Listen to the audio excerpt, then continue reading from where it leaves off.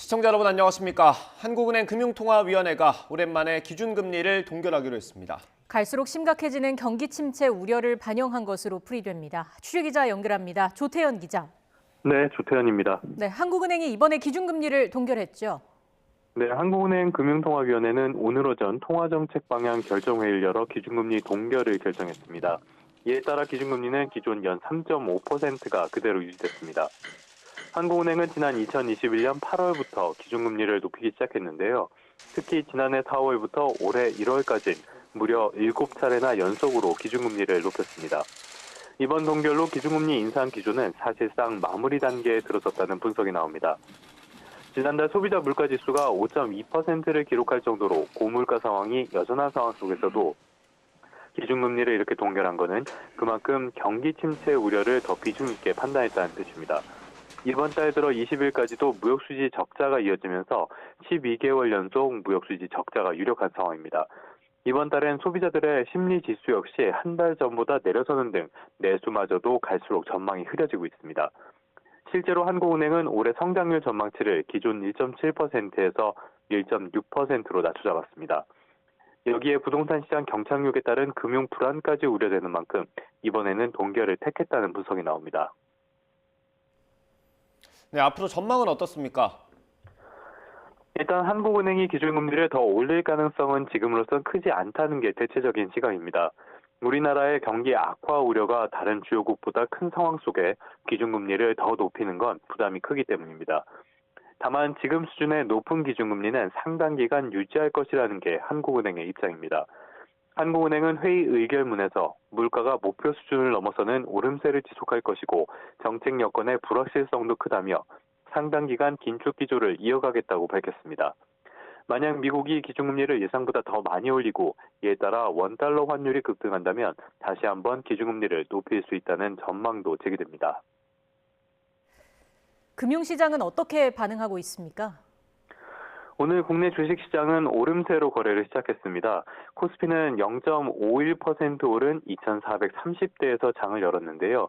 이후로는 오름폭을 축소하는 모습을 보여주더니 다시 오름폭을 확대하면서 지금은 어제 종가보다 1.28% 오른 2,440선 후반에서 거래가 진행되고 있습니다. 코스닥 지수 역시 내림세로 돌아섰다가 지금은 다시 상승세로 반전을 해서요. 0.53%가량 오른 780대에서 거래가 계속 진행이 되고 있습니다. 원달러 환율은 혼조세였습니다. 오늘 외환시장에서 원달러 환율 1.4원 하락한 1,303.5원으로 출발했는데요. 이후로는 오르고 내리기를 반복하다가 지금은 5원 넘게 하락을 해서 1,300원대 아래까지 내려선 상태입니다. 지금까지 경제부에서 YTN 조태현입니다. 네, 밤사이 공개된 미국 연방준비제도 회의록에 당분간 금리 인상이 더 필요하다는 의견에 무게가 실린 걸로 나타났습니다. 매파 성향 인사들의 0.5%포인트 빅스텝 금리 인상 주장도 나온 것으로 확인되면서 주식시장이 움츠러들었습니다. 워싱턴 권준기 특파원입니다. 이달 초에 있었던 연준 회의에서 투자자들은 제롬 파월 의장의 디스인플레이션, 물가 상승률 둔화 발언에 주목하며 환호했습니다. 하지만 공개된 회의록에 나타난 당시 분위기는 달랐습니다. 인플레이션이 잡히고는 있지만 연준의 2% 목표치에 비해 크게 높은 수준을 유지하고 있고 매우 견조한 노동시장도 임금과 물가 상승을 부추기고 있다는 발언이 줄을 이뤘습니다. 파월 의장도 당시 기자회견에서 추가 금리 인상 필요성을 거듭 강조했지만 시장이 애써 외면한 겁니다.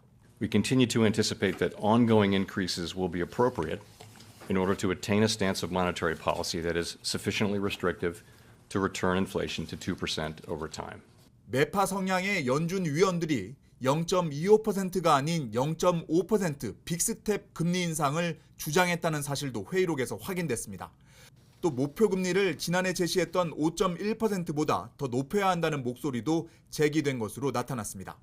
대표적인 매파 인사인 제임스 블라드 세인트루이스 연방준비은행 총재는 방송에 나와 목표 금리를 5.38%로 잡아야 한다고 주장했습니다. 5 3/8. So we got a little ways to go here, and I've argued that, hey, let's get to where we want to go. Let's hope that we get disinflation in 2023. But right now, it came in hotter than we thought. 연준 회의록 공개 전까지 플러스를 이어가던 3대 지수는 금리 인상이 더 필요하다는 회의록 내용이 나오자 일제히 하락세를 보였습니다. 나스닥이 겨우 플러스로 턱걸이하긴 했지만 다우와 S&P 500은 하락 반전하며 마감했습니다. 연준 의사록에는 경제 둔화나 경기 침체보다 인플레이션이 더 위험하다고 적혀 있어 경제 타격을 감수하더라도 금리 인상을 유지하는 쪽에 무게를 싣고 있는 것으로 나타났습니다. 워싱턴에서 YTN 권준기입니다. 국내 휘발유 값이 경유를 8개월 만에 다시 넘어섰습니다. 한국석유공사에 따르면 오늘 오전 전국 휘발유 평균 판매 가격이 리터당 1,579.28원으로 경유 가격 1,578.37원을 앞질렀습니다. 휘발유 가격이 경유 가격보다 비싸진 건 지난해 6월 이후 8개월 만입니다. 국내에선 보통 세금이 많이 붙는 휘발유가 경유보다 비쌌지만 러시아의 우크라이나 침공 여파로 경유 수급 차질이 나타나면서 가격 역전 현상이 이어졌습니다. 정부가 회계를 투명하게 공개하지 않는 노동단체에는 예산을 지원하지 않겠다는 입장을 다시 확인했습니다. 고용노동부는 이 같은 내용의 2023년 노동단체 지원사업 개편 방안을 확정해 다음 달 사업 공고를 실시할 예정이라고 밝혔습니다. 노동부는 보조금 지원을 신청하는 노동단체에 대해 노동조합법 제14조에 따른 재정에 관한 장부와 서류 등의 비치, 보존 여부를 확인할 수 있는 증빙 자료를 제출하도록 하고 이걸 제출하지 않는 노동단체는 지원사업에서 배제하기로 했습니다. 국가정보원과 경찰이 오늘 경남 창원의 민주노총 금속노조 경남지부 사무실에 대해 압수수색을 벌이고 있습니다. 국정원 등은 국가보안법 위반 혐의로 법원에 압수수색 영장을 발부받아 집행한 것으로 전해졌습니다. 국정원 등은 혐의에 대해서는 구체적으로 알려줄 수 없다는 입장입니다. 체포동의안 표결 나흘을 앞두고 민주당 이재명 대표가 기자간담회를 열었습니다. 이 대표는 정적을 제거하기 위해 사법 사냥이 일상화되는 폭력의 시대라고 강하게 비난했습니다. 국민의힘 당권 주자들은 오늘 강원도로 향했습니다. 국회 취재기자 연결해서 자세히 들어보겠습니다. 정유진 기자. 네, 국회입니다. 네, 먼저 오늘 기자간담회 내용부터 전해주시죠. 나흘 뒤 체포동의안 표결을 앞둔 이재명 대표가 결백을 거듭 호소했습니다. 내일 체포동의안이 국회 본회의에서 보고되는데 앞서 여론전을 강화하는 것으로 보입니다. 이 대표는 기자간담회에서 주어진 권력을 사적 이익과 정적 제거를 위해 남용하는 건 범죄 행위라면서 이번 영장 청구의 부당함을 재차 강조했습니다. 들어보겠습니다. 사건의 내용은 바뀐 게 없습니다. 바뀐 게 있다면 대선에서 패배했고 대통령이 검사를 하던 분이 됐고 그리고 무도한 새로운 상황이 벌어졌다. 관련해 민주당도 오늘 아침 회의에서 이번 검찰 영장이 삼류 추리 소설보다 못하다고 비판하며 단일 대우로 완벽한 부결을 다짐하고 있는데요. 다만 당내에서는 체포동의안 부결 뒤에는 이재명 대표의 사퇴 등 결단이 있을 것이라는 의견도 나오는 것으로 전해집니다. 비이재명계로 꼽히는 조응천 의원은 오늘 아침 라디오에 출연해 확고한 친명 의원들 말고는 속내가 복잡하다면서 비명계도 부결 목소리를 낸 데에는 그런 전제가 있는 것으로 보인다고 언급하기도 했습니다.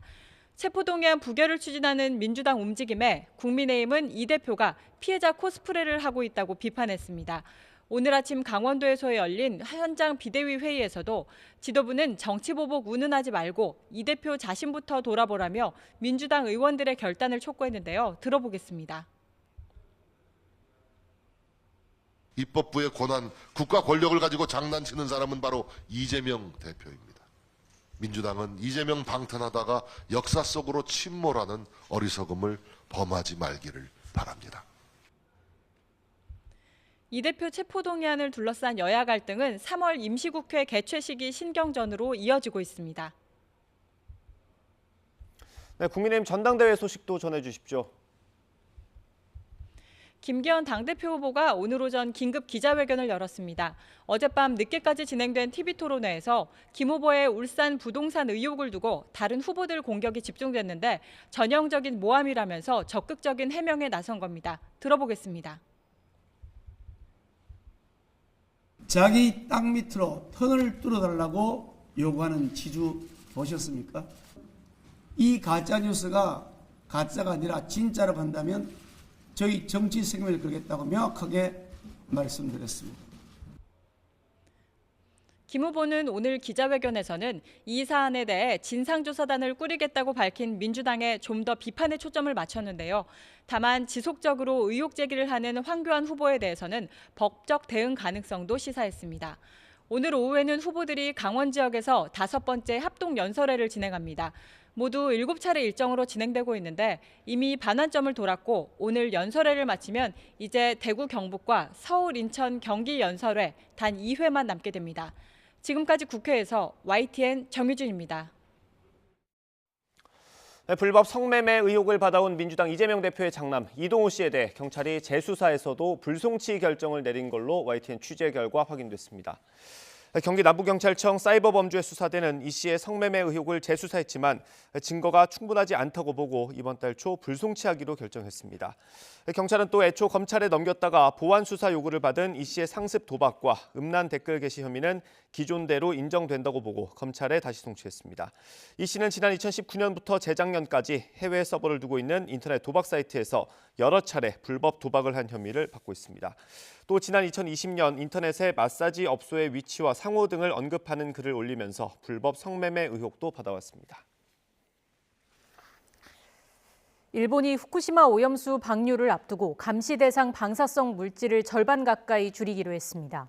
안전한지 확인하는 물질 수가 줄어드는 건데 우리로서는 불안감이 더 커질 수밖에 없습니다. 보도에 이승배 기자입니다. 일본은 후쿠시마 오염수를 바다로 내보내기 전에 애초엔 64종의 방사성 물질을 측정해 안전한지를 먼저 확인하겠다고 밝혔습니다. 그런데 최근 일본 측이 방사성 물질을 무더기로 제외하는 방안을 우리 정부에 알려왔고 결국 절반 수준인 30종으로 줄이기로 가닥이 잡혔습니다.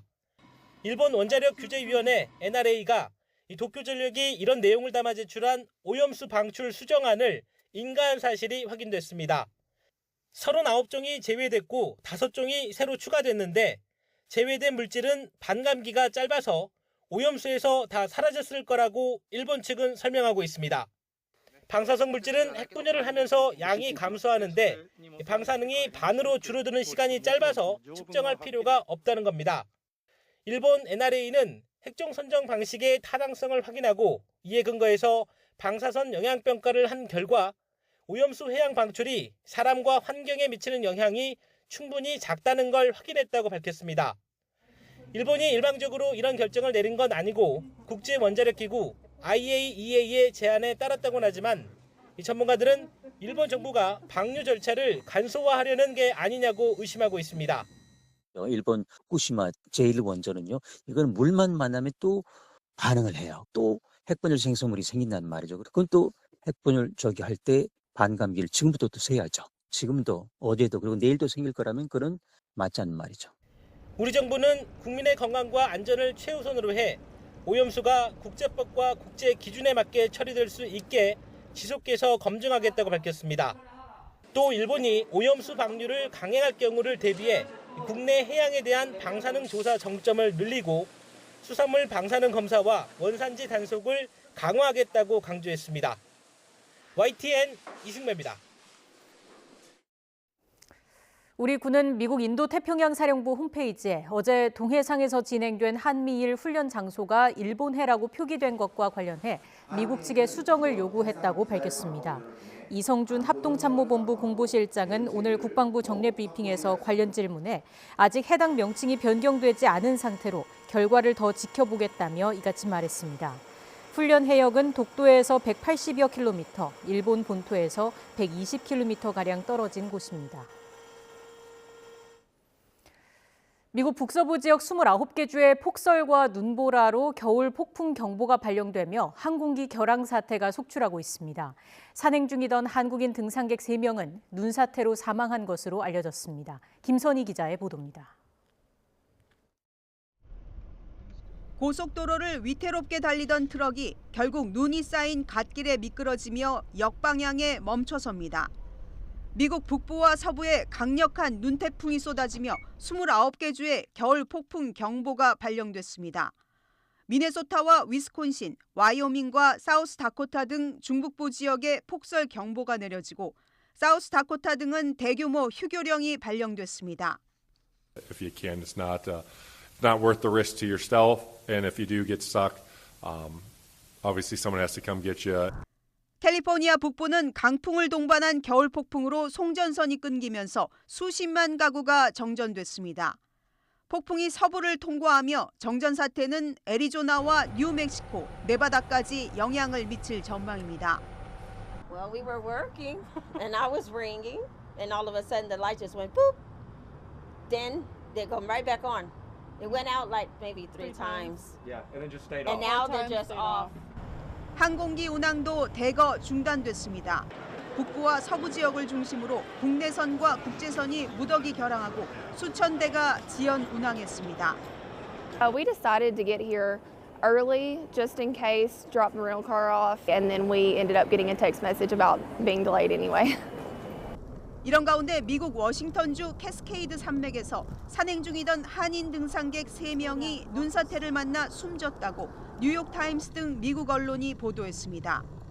숨진 사람들은 지난 19일 일행 4명과 2,653m 높이의 콜척 봉우리에 오르려다 눈사태를 만나 사고를 당한 것으로 알려졌습니다.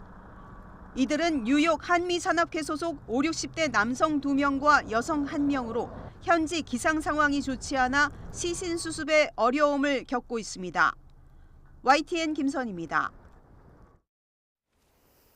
국토교통부가 불법 의심 아파트 직거래를 조사한 결과 편법 증여 등 의심 사례 276건을 적발해서 국세청 등 관계기관에 통보했습니다. 조사 결과 법인 대표의 자녀 A씨는 법인 명의 아파트를 21억 원의 직거래로 사들였는데 법인 대표인 부친에게 증여받은 12억 5천만 원으로 매매 자금을 조달해 법인 자금 유용과 편법 증여 의심으로 국세청에 통보됐습니다. 위니아 노후 김치냉장고에서 화재가 잇따라 발생함에 따라 정부가 즉시 제품 사용을 중지하고 신속하게 리콜을 받으라고 소비자 안전주의보를 발령했습니다. 국가기술표준원과 한국소비자원은 위니아가 지난 2005년 9월 이전에 생산한 뚜껑형 김치 냉장고에서 지난해 이틀에 한 번꼴로 빈번하게 화재가 발생했다며 이같이 밝혔습니다.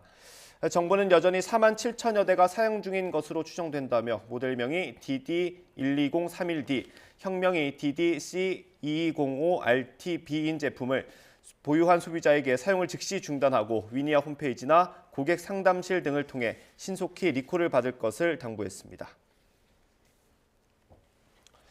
물가 고공행진의 가계 주머니 사정은 더 어려워지고 있습니다. 소비자 물가를 반영한 실질 소득이 지난해 3분기에 이어 4분기에도 줄어들었습니다. 자세한 내용 취재기자 연결해서 알아보겠습니다. 이형원 기자. 네, 통계청입니다. 네, 지난해 4분기에도 가계 사정이 좋지 않았다고요? 네, 통계청이 지난해 4분기 가계 동향 조사 결과를 발표했습니다. 가구당 한 달 평균 소득은 483만 4천 원으로 1년 전보다 4.1% 늘었습니다. 표면적으로는 소득이 늘었지만 실제 생활은 더 어려웠습니다. 소비자 물가 상승률을 반영한 실질 소득은 1.1% 줄어든 겁니다. 지난해 3분기에도 2.8% 줄어든 점을 고려하면 실질 소득은 2분기 연속 쪼그라들었습니다. 네, 실제로 체감하는 소득이 적다는 건데 물가 때문입니까? 고물가 고금리의 가계 상황이 어려워진 겁니다. 지난해 4분기 가구당 전기, 가스 등 연료비는 8만 7천 원으로 1년 전보다 16.4%나 급등했습니다. 관련 통계를 작성하기 시작한 2006년 이후 증가율이 가장 높았습니다. 고금리의 이자 비용도 크게 늘었습니다. 가구당 이자 비용은 11만 1천 원으로 1년 전보다 28.9%나 올라 관련 통계 작성 이후 최고치를 기록했습니다. 오르지 않는 게 없다 보니 한 달 평균 소비 지출도 늘었습니다. 지난해 4분기 가구당 한 달 평균 소비 지출은 269만 7천 원으로 1년 전보다 5.9% 늘었습니다. 물가 상승에 따른 효과를 뺀 실질 소비 지출은 0.6% 증가에 그쳤습니다. 소비 지출이 6% 가까이 늘어난 건 물가가 올랐기 때문이지 가계 씀씀이는 크게 늘지 않은 겁니다. 지금까지 통계청에서 전해드렸습니다.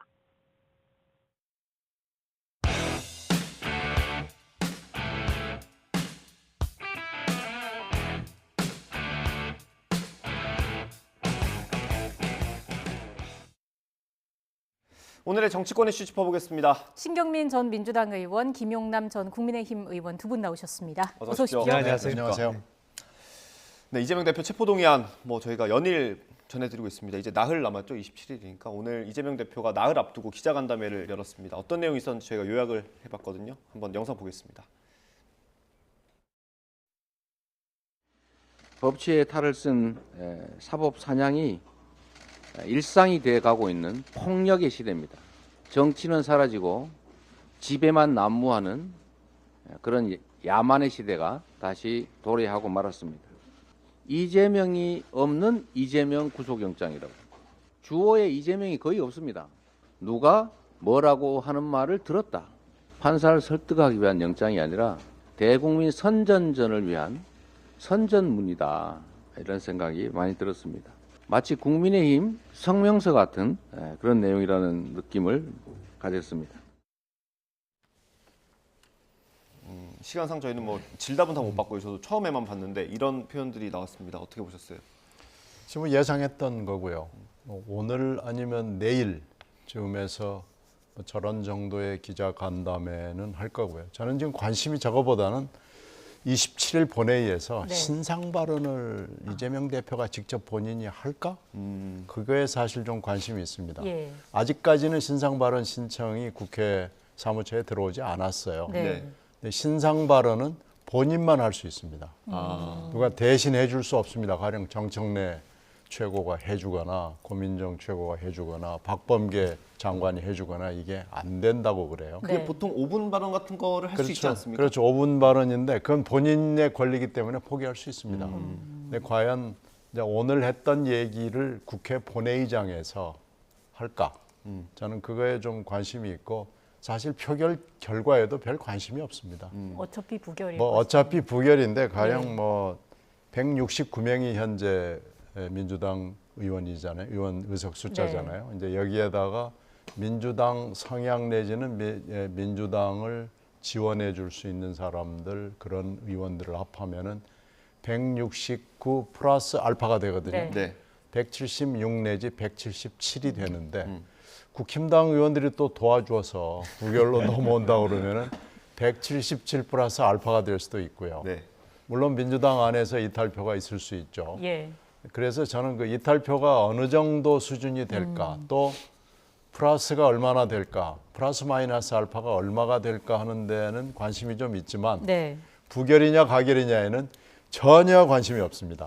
그래서 그 표수를 카운트하는 것이 중요하고요. 네. 근데 부결이 되는데 그럼 부결이 되는 것이 이재명 대표한테 좋을까? 그 얼마나 도움이 될까? 압도적으로 되는 게 과연 좋은 건가? 그거에도 저는 좀 관심이 있습니다. 부결 여부에 대해서는 전혀 관심이 없습니다. 압도적 부결이 아니라면은 그것 또한 당이 또 시끄러워질 수도 있을 것 같고요. 근데 국민의힘 쪽에서는 부결표가 거의 나오지 않을 것 같고요. 재미있는 표를 던지시는 분이 없을까요? 지금 봐서는 아닌 것 같습니다. 그쪽은 아닌 것 같고 네. 그래서 거의 표 계산이 나올 것 같아요. 그래서 민주당 쪽에서 이탈표가 몇 표가 나왔는지는 표결 결과를 보면 거의 계산이 될 것 같고 근데 지금 제가 보기에는 소위 비명계 의원들이 네. 이번에는 부결표를 던지겠다고 공공연하게 말씀하시는 분이 많이 있는 것이 일종의 향후 계획을 위한 명분 축적용이 아닌가 싶습니다. 향후 계획? 예, 그렇죠. 이제 어느 순간에는 이재명 대표에게 이제 본인에 대한 사법 리스크 때문에 당이 너무 힘들어지기 시작했으니 이제 대표직에서 좀 사퇴를 해달라는 요구를 하기 전까지는 우리가 처음부터 물러나라고 한 게 아니지 않느냐. 처음 1차 체포동의안이 올라왔을 때 우리가 모두 힘을 모아서 부결시켜주지 않았느냐. 그럼에도 불구하고 향후에 다른 스텝이 더 진행이 된다면 이제는 좀 대표직에서 사퇴해달라는 요구를 하기 위한 명분을 쌓기 위한 단계에서 지금 이번 1차로 올라온 체포동의안에 대해서는 부결로 이렇게 뜻을 모아가고 있는 것이 아닌가 싶습니다. 네. 예, 그 이재명 대표 오늘 기자회견 간담회에서 그 구속영장에 대해서 굉장히 많은 비판했거든요. 직접 많이 써보셨을 거 아닙니까? 혹시 다 보셨습니까? 이재명 대표 영장을? 영장이 그게 170페이지가 좀 넘는데요. 다 보시지 못했고. 예, 다는 못 봤습니다. 뭐 내용은 대충 아실 거 아니에요. 예, 언론 예. 보도로 전해진 것들. 어떻습니까? 그 범죄 사실 부분은 보통 쓰는 내용으로 썼고요. 그리고 뒷부분에 이제 구속을 필요로 하는 사유 부분에 있어서 뭐랄까요, 법률적이지 않은 용어들이 좀 많이 쓰인 거는 맞는 것 같습니다. 이제 그거는 어떤 측면에서는 이게 일반적인 구속영장은 검사가 구속영장을 청구하면 영장 재판을 통해서 판사의 판단을 받습니다만, 이건 현역 국회의원이기 때문에 오히려 국회의 일차적인 관문을 통과해야 되기 때문에 뒤에 구속을 필요로 하는 사유 부분에 있어서 비법률적인 용어가 많이 들어간 것은 이 영장 재판을 담당할 판사를 상대로 하는 것보다는 국회의원들을 상대로 이래서 구속의 필요성이 인정된다는 걸 설득하기 위한 용도 아니었나 싶습니다. 약간 이례적인 표현이 들어간 거는 뭐 틀림없어 보이죠. 예. 근데 어쨌든 그 내용이 의원들의 마음을 돌리기엔 좀 부족했다. 그렇기 때문에 좀 부결 쪽에 여론이 실린 거 아니냐. 그렇죠. 비명이나 민주당에서. 네. 반명 쪽에서는 영장 내용을 보자라는 의견이 다수였거든요. 그런데 영장을 이제 봤어요. 봤는데 영장에 일단 428억 부분이 빠진 부분. 거기에 김만배의 독백이나 결의는 물론 있지만 김만배의 독백이나 결의가 이재명 그 당시 시장하고 이렇게 연결되는 고리가 없단 말이에요. 그 영장에 그것이 일단은 시치 못할 정도로 증거가 부실하게 됐다라는 부분이 의원들한테 비명, 반명 의원들한테 어필이 됐고 영장 내용을 또 그 금방 얘기했던 경문과 같은 상당히 감정이 실린 대목이 있는 것도 의원들의 마음을 흔드는데 실패했다고 볼 수 있습니다. 그리고 그 사이에 상당히 오랜 기간 동안 검찰이 흘리기를 통해서 언론 보도를 꾸준히 해오면서 대장동에 뭔가 큰 게 있는 것처럼 해온 것도 저는 패착이라고 봐요. 그래서 검찰의 행태 그리고 검찰의 그 수사 역량 이런 부분이 의원들의 마음이나 국민들의 마음을 이거 이재명은 구속해야 되겠구나라는 걸 설득하는데 실패했다고 봅니다. 그래서 일단은 비명과 반명계 의원들도 이번은 대표를 위해서 부결로 가는 것이 맞겠다. 대표를 도와주자. 뭐 이렇게 지금 됐는데 그러면 부결 이유를 어떻게 할 것이냐를 놓고는 지금 내부적으로 논란이 있고요. 상당히 이건 좀 복잡합니다. 그 서른 의원이 의원총회에서 했다는 얘기가 바로 그런 얘기입니까?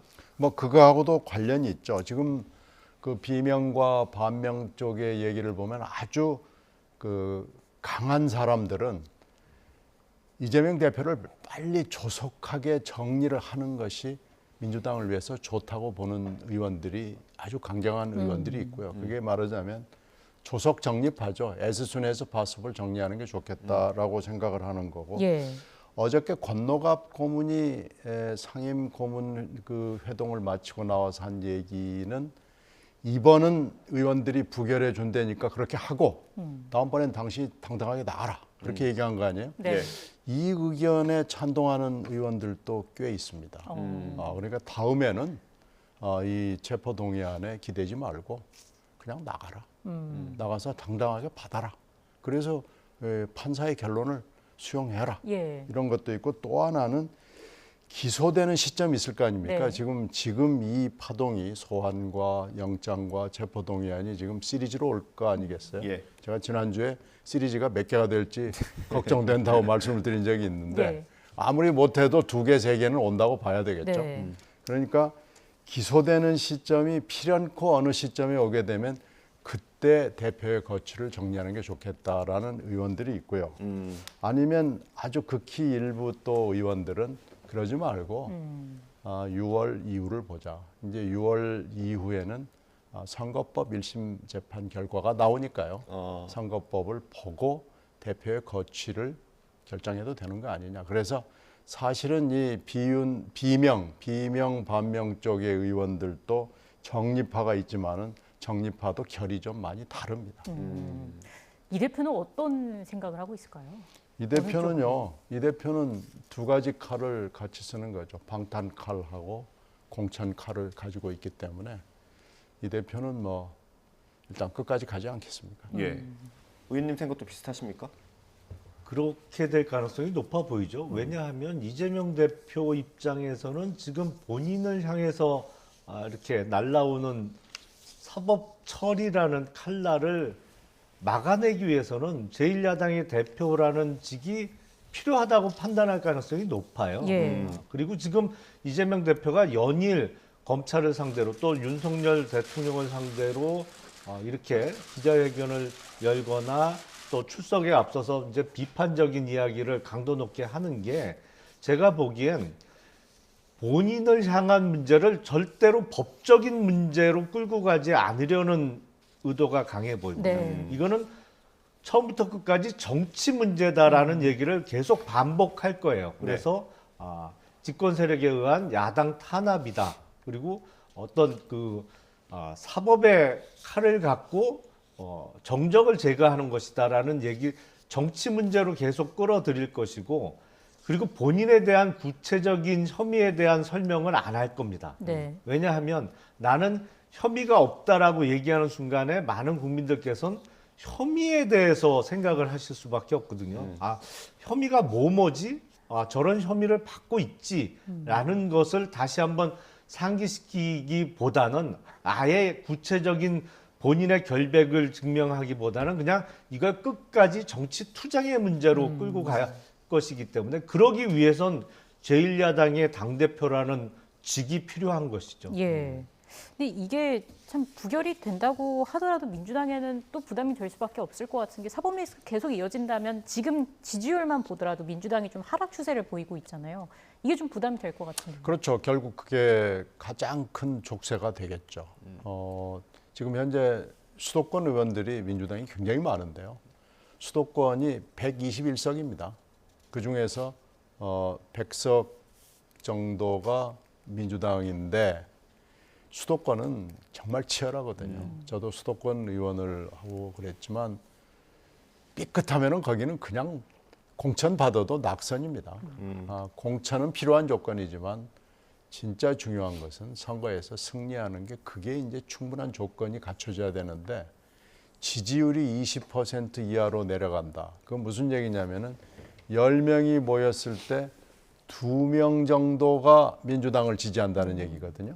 근데 2명 정도가 지지하면은 그 2명이 목소리를 제대로 내기가 굉장히 힘든 상황이라는 얘기예요. 네. 그러니까 20% 이하로 내려가고 그랬을 경우에는 수도권 본선에서 굉장히 어려운 싸움이 된다. 이렇게 볼 수밖에 없거든요. 그렇게 되면은 의원들이 이제 다시 생각하게 되고 아까 제가 말씀드린 그 여러 가지 비명 반명 그 의원들이 생각을 다시 하게 될 수밖에 없는 계기가 있죠. 지금은 검찰이 별로 그렇게 썩 잘하지 못하고 있기 때문에 검찰한테 손가락질을 하지만 만약에 이런 지지율이 폭락을 하게 되는 상황이 되게 되면 장사 없습니다. 예.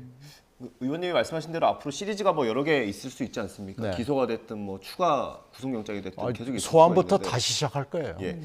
그러면 그럴 때마다 이런 오늘 같은 정치적인 메시지로 돌파하기는 어려울 것 같은데 뭐 또 다른 어떤 쇄신 이런 게 있을 수 있을까요? 뭐 이게 다른 당에서 전망한 거긴 하지만 그 홍석준 의원이 오늘 라디오 인터뷰에서 한 거 보면 전당원 투표 재신임을 묻는 뭐 그런 것도 있을 수 있다 이런 전망을 하더라고요. 그건 지지율에 따라서 지지율이 뭐 아주 낮아질 경우 이렇게 되면은 하여튼 할 수 있는 모든 여러 가지 정치적 액션이 필요해진다라고 판단하는 순간이 오면은 이재명 대표는 할 수밖에 없죠. 그러니까 이런 기자간담회나 기자회견을 통해서 내가 탄압받고 있다는 메시지를 발신하는 건 이미 좀 상당 기간 하지 않았습니까? 그렇죠. 그 이상의 뭔가 필요할 것 같은데 뭐 어떤 게 있을 수 있을까요? 글쎄요, 이제 다른 메시지를 던지기는 어려워 보입니다. 이재명 대표가 앞서 제가 말씀드린 대로 본인에 대한 혐의를 해명하기 위한 노력은 안 할 거예요. 그냥 그거는 묻어두고 이거는 다 정치 공세다라는 비슷한 메시지를 던질 텐데 다만 정치 상황이 변할 수는 있겠죠. 사실은 곽상도 전 의원에 대한 1심 무죄 판결 이게 어떤 면에서는 이재명 대표에게는 좀 득이 된 측면이 있거든요. 그리고 많은 국민들이 검찰 수사에 대한 문제점을 지적하기 시작했기 때문에 네. 그것뿐만 아니라 지금 오늘 이제 금통위에서 기준금리를 동결했습니다만 네. 앞으로 경제 상황이 어떻게 변하느냐. 그래서 지금의 집권 세력에 대한 국민의 어떤 뭐랄까요, 반감 내지는 또 오히려 대통령의 국정 지지도가 떨어지는 상황, 뭐 이런 거를 이용해서 이재명 대표가 본인의 목소리를 좀 더 낸다든지 그렇게 상황 돌파를 시도하려는 시도는 할 수 있겠죠. 네. 다만 제 예상으로는 메시지 자체를 바꿀 것 같지는 않습니다. 메시지는 지금까지 해온 것과 크게 다르지 않게 예. 쭉 갈 것이다 말씀을 해주셨고, 이 대표의 체포동의안 표결에서 이제 관심이 집중되는 사람이 바로 한동훈 법무부 장관입니다. 27일에 국회에 와서 이제 연설을 할 텐데 이번에도 지난번 노웅래 의원 때처럼 상세하게 이야기를 할까요? 어차피 부결 아니냐 이런 얘기가 나오고 있는 건데. 지금 검찰의 목표는 부결을 가결로 한다는 게 아니에요. 네. 부결될 줄 알면서도 체포동의안을 보낸 거거든요. 그래서 체포동의안이 부결되는 효과를 극대화하는 것이 한동훈 장관이나 여당의 목표이기 때문에 네.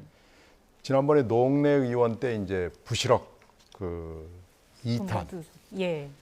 부실억 2탄이 나오지 않겠느냐라고 저는 생각합니다. 그걸 한동훈 장관이 열심히 준비하고 있지 않겠느냐. 지금 영장 그 170여 페이지짜리는 공개가 됐습니다만은 사실 영장에 붙어 있는 아마 1000페이지가 넘는 증거가 있을 거거든요. 그건 본 적이 없거든요. 그 공개되지도 않았고요. 그러니까 아마 그 중에서 굉장히 하이라이트가 될 만한 쌈박한 뭐 하여튼 뭔가 증거를 하나 가지고 지금 열심히 리허설을 하고 있지 않을까 저는 그렇게 짐작합니다. 그래서 부실억 2탄이 반드시 나올 것 같다 그렇게 생각합니다. 의원님 전망부 들어볼게요. 그 지난번 노웅래 의원에 대한 체포동의안의 그 설명은 사실은 법무부 장관이 역대 국회 출석해서 했던 체포동의안에 대한 설명치고는 상당히 이례적이었습니다. 이렇게 구체적으로 증거를 설명하거나 이런 적이 없었거든요. 그러니까 아주 드라이하게 올라왔다는 것을 설명하고 상세한 내용은 이제 첨부, 그 이제 모니터 들어가 보면 다 볼 수 있거든요. 네. 국회의원들이. 그래서 그걸 참고하시라 이렇게 간단하게 끝내는 경우가 대부분이었는데 한동훈 장관은 역대 법무부 장관 어느 누구보다도 뭐랄까요, 좀 공세적이죠, 자세가. 예. 그러다 보니까 지난번에 이례적인 체포동의안 설명이 나왔는데 그거에 대해서 뭐 호불호도 많이 갈린 것도 틀림없습니다. 근데 저는 조금 긍정적으로 평가하는 사람도 있습니까? 그거에 대해서? 있죠. 그거 사실 제가 지역에서 이렇게 지역 주민들 만나 보면 그런 면을 또 좋아하시는 분들도 상당 부분 계시더라고요. 네. 그러니까 뭐랄까요, 화끈하다, 뭐 아니면 잘한다, 뭐 이렇게 평가하시는 분들도 네. 상당 부분 있기 때문에 한동훈 장관이 그런 스타일을 이번에도 또 이어갈지는 모르겠습니다만 저는 법무부 장관으로서는 과거의 방식이 보다 좀 대국민 중립적인 자세를 보여줄 수 있지 않을까 싶고 이번에 조금 변화가 있지 않을까라고 기대를 해보겠습니다. 제2의 부실억은 없을 수 있다고 보시는 겁니까? 전통적으로는 없었거든요. 전통적으로는 톰 다운을 좀 했으면 좋겠다는 바람이신 거죠? 김 의원의 희망사항 같습니다. 희망사항이고, 아까 그 제2 부실억 2탄 말씀해 주신 거는 민주당에 어떤 타격을 준다는 의미에서라도 준비할 것이다 이런 의미일까요? 한동훈 장관의 성정상 준비할 것 같아요. 저는 준비한다에 베팅하겠습니다. 네, 알겠습니다. 뭐 나흘이면 저희가 그 결과를 알 수 있을 것 같습니다. 다음 주제로 좀 넘어가 보겠습니다. 국민의힘 전당대회 상황 짚어볼 텐데 어제 밤이죠. 늦은 밤에 토론회가 있었습니다. 3차 TV 토론회죠. 저희가 주요 내용을 좀 요약을 했습니다. 이거 보고 대담 이어가겠습니다. 김 의원님, 이제 제가 말씀드리는 대로 당과 대통령과 그리고 나라를 위해서 사퇴하십시오. 의혹을 해결하려면 왜 도로의 노선이 바뀌었는지 그 과정을 해명하시기를 바랍니다. 권력형 토금 비리라 그러시는데 확실하게 그렇게 장담하실 수 있습니까? 법적 책임지시겠습니까? 만약에 우리 황교안 후보께서 말씀하신 거짓이면 정치적 책임을 지고 정계 은퇴하시겠습니까? 자, 그런 쓸데없는 소리 하지 마시고요. 근데 저는 이 지금 김기현 후보께서 해명하는 태도가 더 문제다라고 봅니다. 이게 저는 그 이재명 대표의 태도와 굉장히 유사하다라고 보는데요. 혹시 지금이라도 장제원 의원이 안철수 후보님과 연대를 하고 싶다, 뭐 이렇게 하면은 장제원 의원님 받아주실 생각 있으십니까? 네, 저는 그런 일이 일어나지 않는다고 생각합니다. 저는 저 혼자 당 만들어서 3기 미래 가장 최대로 큰 정당, 그 2016년에 이미 만든 경험이 있고 정치적인 그런 경험들은 정말 압축 성장을 했다고 저는 알겠습니다. 그렇게 생각합니다. 전당대회 레이스에서 도중에 철수하실 생각은 없으시죠? 뭐 저는 면접이 됐든 희망사항으로 됐든요. 받아들입니다. 천하람 후보께서 희망하시는 거죠. 황교안 후보가 매회 이슈를 만들어내고 있고요. 예, 사퇴 요정이라고 저도 이제 메모할 때 그렇게 써놓긴 했습니다. 지금 땅 문제, 김기현 후보의 울산에 있는 땅 문제가 지금 계속 오르내리고 있는데 그건 어떻게 판단해야 됩니까? 땅 문제를 그래서 좀 들여다봤어요. 들여다본 결론은 이번에 전당대회 당락에는 큰 영향을 안 줄 수 있을 거예요. 그냥 이미 지금 보니까 전당대회 분위기나 여러 가지 조직 면으로 봐서 김 후보가 굉장히 앞서 있기 때문에 결선 투표를 하느냐 안 하느냐가 지금 관건이 아니겠어요. 네. 그래서 상당히 우위에 있는 건 맞잖아요. 그러나 대표가 됐을 경우 이 문제는 두고두고 아마 속을 썩일 것이다. 대표뿐만 아니고 국힘당 전체에 아주 곤혹스러운 지경이 될 것이다라고 판단이 되고요. 이건 아마 계속 민주당으로부터 수사 요구를 받지 않을 수가 없을 겁니다. 이게 또 틀림없이 뭐 국정화 특검으로 가지 않을 그런 요구가 나올 거예요. 왜 그러냐면 그 경위를 이렇게 쭉 95년, 98년도부터 쭉 보면은 굉장히 오래됐지만 지역에서도 그렇고요. 그냥 우리가 바깥에서 이렇게 울산을 들여다볼 때도 그렇고 너무나 의심스러운 대목이 많고 김기현 후보가 지금 계속해서 여러 번 TV 토론에서 저렇게 공박을 당하면서도 결정적으로 시원한 해명을 내지 못하고 있습니다. 오늘 또 기자회견을 했습니다만 똑같은 얘기를 되풀이하는 거예요. 시원하게 이것을 풀 수 있는, 해명할 수 있는 방법을 찾지 못하고 있는 게 원래 95년, 98년도부터 이루어진 일이 뭔가 의심이 가고 뭔가 구린 냄새가 납니다. 그래서 이건 두고 아마 김 후보 그리고 국힘당을 발목을 잡을 겁니다. 민주당이 뭐 TF팀도 만든다고 하고요. 어떨 거라고 예상하세요? 지금 말씀 플러스해서 드리면 지금의 정부 여당은 일종의 정치권에 대한 부패와의 전쟁을 벌이고 있거든요.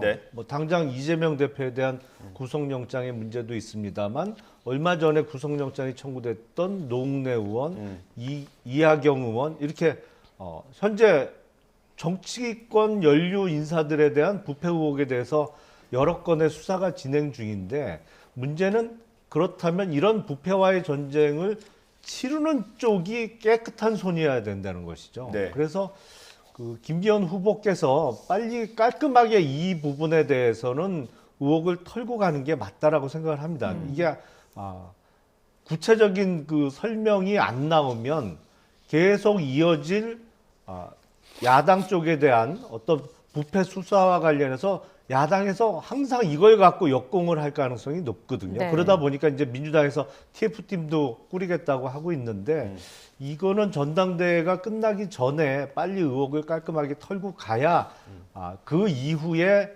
정치적인 부담을 좀 여당이 덜 수 있겠다라는 생각이 듭니다. 혹시 뭐 수사할 포인트가 보이십니까? 글쎄 저 이거 봤는데 약간의 과장도 많이 섞여 있는 것 같아요. 그러니까 땅값 같은 경우에 지가가 뭐 1,800배가 뛰었다고 그러는데 그러면은 저 땅의 시가가 대략 한 680억 정도가 나와야 되거든요. 근데 그렇게까지는 안 보이는 것 같습니다. 뭐 대체적으로 이제 땅값이 너무 뭐 많이 부풀려졌다라는 주장은 너무 과장됐다라는 데 좀 이렇게 공감대가 있는 것 같고요. 지금 이게 투기 것도 뭐 의혹이 제기되고 있긴 하지만 이해충돌과도 좀 연결이 되는 부분이 있더라고요. 그렇죠. 이걸 처음에 이것을 구입할 당시에 울산시 변호사를 그 당시에 김 변호사죠. 김 변호사가 울산시 자문 변호사를 했고 울산역 유치위원회 멤버로서 활동을 열심히 했거든요. 그러니까 이게 뭔가 좀 위치가 그 당시에 지위나 위치가 이런 일을 해서는 안 되는 거예요. 일종의 NGO 활동을 하면서 그 이해 충돌이 지금 심각하게 일어나 이게 뭐 위법이냐 아니냐를 떠나서 윤리 도덕적으로 좀 문제가 있는 짓을 했고요. 예. 그리고 2008년에 총선에서 이 부분에 대해서 막 그 후보끼리 토론이 붙었는데 그때는 또 거짓말을 한 거예요. 변호사비로 대물로 받은 것이다라고 그랬는데 근데 명백하게 샀거든요.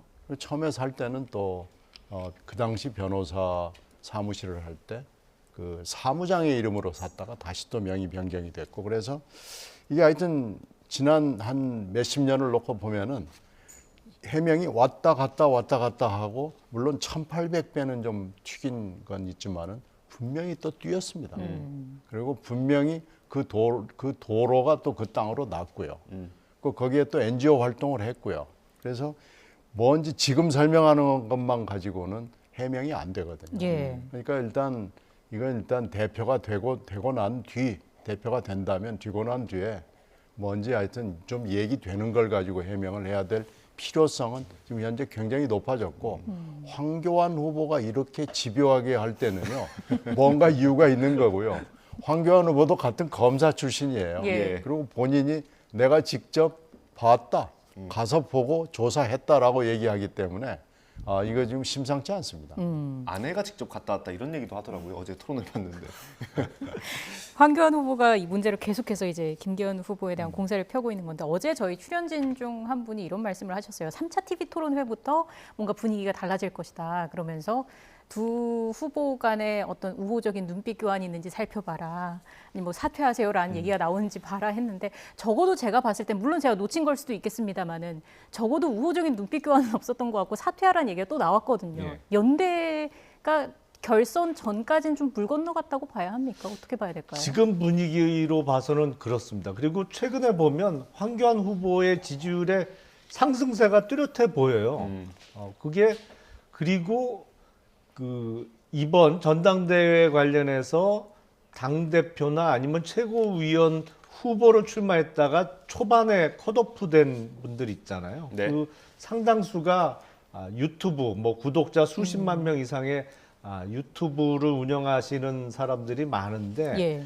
그 유튜브들의 요새 이렇게 논조를 살펴보면 거의 일치 단결해서 또 황교안 후보를 응원하는 사람들이 많습니다. 네. 이게 또 지지율 상승에 영향을 끼친 것 같아요. 근데 표현들을 보면 야 이거 나중에 단일화가 가능할까 싶을 정도로 강한 표현들이 많이 나와요. 그러니까 김기현 후보에 대해서 아주 강한 표현을 쓰면서 비판하고 또 황교안 후보에 대한 지지를 설득하는 그 사람들이 많아서 물론 정치는 생물이라고 언제 또 상황이 어떻게 변할지 모르겠습니다만 적어도 현 시점에서 보기에 김기현 후보와 황교안 후보 간의 어떤 단일화는 힘들어 보입니다. 현재 네. 상황으로는. 물론 1차 투표 결과 결선이 나온다고 하면 결선 투표가 행해지는 그 한 사나흘 동안 어떤 변화가 있을지는 모르겠습니다만 네. 적어도 1차 투표 전에 어떤 단일화가 성사되기에는 너무 멀어진 거 아닌가라는 생각이 듭니다. 예, 알겠습니다. 제가 지금 그래픽을 하나 보여드리려고 하는데요. 이게 당대표 지지율, 후보들의 지지율을 조사한 결과입니다. 이게 지금 보여드리는 게 폴리뉴스가 의뢰한 겁니다. 경남연합일보와 공동으로 의뢰한 거고요. 저기 나와 있지만 책임당원 505명, 책임당원이라고 밝힌 사람들입니다. 505명에 대한 여론조사 결과인데 주목해야 될 건 실버크로스가 천하람 후보가 주장하는 대로 나왔습니다. 아까 조금 전에 보여드렸던 거는 리얼미터가 조사해서 오늘 아마 발표가 된 여론조사인 것 같습니다. 네. 여기서는 여전히 안철수 후보가 2위, 천하람 후보가 3위고요. 김기현 후보는 44%로 1위입니다. 천하람 후보의 결선행 가능성 얼마나 있다고 보세요? 저는 아직 좀 시간이 있으니까요. 천하람 후보가 현재까지로 봐서는 뭔가 센 걸 보여주지는 않은 것 같아요. 원래 토론을 시작할 때 천하람 후보가 토론을 압도할 거다라는 기대가 예. 있었거든요. 그것은 국힘당 내부에서도 있었고 저희처럼 외부에 있는 사람들도 천하람의 그 사이 기량으로 봤을 때 다 그냥 쓸어버릴 거야 그랬는데 그건 없었고요. 그리고 천 후보가 이준석 전 대표의 그늘 내지는 아바타를 벗어나서 뭔가 자기의 칼날을 보여줄 수 있을까 없을까. 근데 지금 보니까 좀 부정적이에요. 아직 뭔가 지금 보여주지는 못한 것 같아요.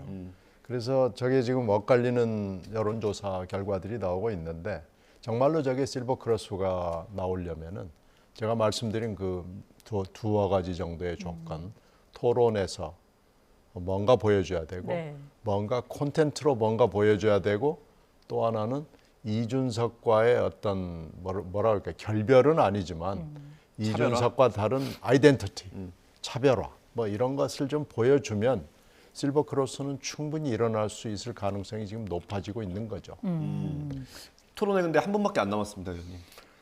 그리고 또 아날로그적으로 지역 돌아가는 것도 굉장히 중요합니다. 그렇습니다. 네. 의원님께서는 어떻게 전망하십니까? 그 여론조사별로 뭐 편차가 좀 있습니다만 저는 그 초반에 천하람 후보가 아마 지지율이 한 15%까지는 올라가지 않을까 싶은데 일부 여론조사에서는 15%까지는 올라왔어요. 근데 말씀하신 대로 여기서 한 단계 더 점프하기 위해서는 지금과는 다른 뭔가를 보여줘야 됩니다. 그러니까 지금 특히 이번 전당대회가 이준석 전 당대표가 임기를 채우지 못하고 중도에 물러나면서 생기는 보궐선거 성격의 전당대회이기 때문에 이준석 전 대표와는 다른 천하람의 어떤 장점, 내가 당대표가 되더라도 원만히 총선 승리를 위해서 당을 잘 이끌어갈 수 있다는 어떤 능력과 자질을 확실하게 당원들에게 보여줄 수 있는 어떤 계기가 마련돼야만 여기서 한 단계 더 올라갈 수 있을 것으로 보이고요. 그런 만약에 결정적인 이벤트가 없다면 거의 올라올 때까지 다 올라온 것이 아닌가 싶어요. 여기서 어떠한 변화가 극적으로 일어나야만 천하람 후보가 더 치고 올라갈 수 있을 것으로 생각이 됩니다. 제가 영상을 하나 사실 더 준비했는데 시간 때문에 못 볼 것 같고요. 그 질문이 이게 나왔습니다. 얼마 전에 김기현 후보가 라디오 인터뷰에서 했던 얘기인데 공천 관련해서 대통령과 협의하겠냐고 했는데 협의 당연히 해야 된다라고 하지 않았습니까? 어제도 그 질문이 나왔는데 어떻습니까? 법적으로 문제가 있다는 사람도 있고요. 그게 참 애매한 경계선의 그 개념이죠. 그러니까 어떤 사람에 대해서 추천을 한 거냐 아니면 공천 개입이냐 상당히 어려운 문제입니다. 근데 누구나 사람에 대한 평가를 갖고 있을 수가 있고 이 사람이 우리 당에 들어와서 의정활동을 하면 참 잘할 것 같다는 생각을 갖고 있습니다만 중요한 건 이게 한 사람의 주관적인 평가로 공천이 좌우돼서는 안 된다는 것이죠. 객관적인 기준과 절차가 마련돼서 뭐 추천을 할 수 있습니다만 추천으로 곧 공천이 결정되는 시스템 갖고는 총선을 앞두고 많은 또 비판을 받을 수가 있기 때문에 시스템을 마련하고 또 그 시스템을 잘 유지하고 시스템 안에서 공천을 끝내려는 노력도 중요하다 이렇게 생각이 됩니다. 알겠습니다. 저희가 이제 준비된 시간이 다 돼서 여기서 마무리를 해야겠습니다. 지금까지 신경민 전 민주당 의원, 김용남 전 국민의힘 의원 두 분과 함께했습니다. 고맙습니다. 감사합니다. 고맙습니다.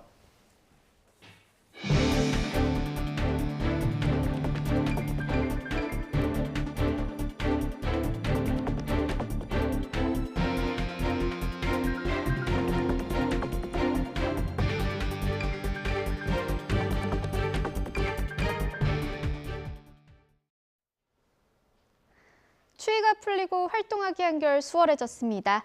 오늘 서울의 한낮 기온은 영상 8도로 어제와 비슷하겠고요. 예년 기온을 조금 웃돌겠습니다. 다만 낮과 밤의 기온차가 크게 벌어지겠고 추위 대신 미세먼지가 고개를 들겠습니다. 지금은 대기질이 양호한 편입니다. 하지만 대기가 정체되고 중국발 스모그가 유입되면서 경기와 영서의 초미세먼지 농도 나쁨 수준 보이겠고요. 그 밖에 중부지방도 오후 한때 공기가 탁해지겠습니다. 오늘도 내륙은 대체로 맑겠고요. 수도권과 영동, 경북은 대기가 묻혀 건조하겠습니다. 제주도에는 밤사이 가끔 비나 눈이 내리겠습니다. 오늘 낮 기온은 어제와 비슷하거나 조금 높겠습니다. 서울 8도, 대전 10도, 광주 11도, 부산 13도가 예상됩니다. 내일 오후부터는 모레 사이에는 동해안을 중심으로 비나 눈이 내리겠습니다. 특히 강원 영동에는 최고 15cm의 폭설이 쏟아질 것으로 보여 대비가 필요하겠습니다. 날씨였습니다. 이어서 뉴스 앤 이슈 2부가 방송됩니다. 저희는 잠시 뒤에 돌아오겠습니다.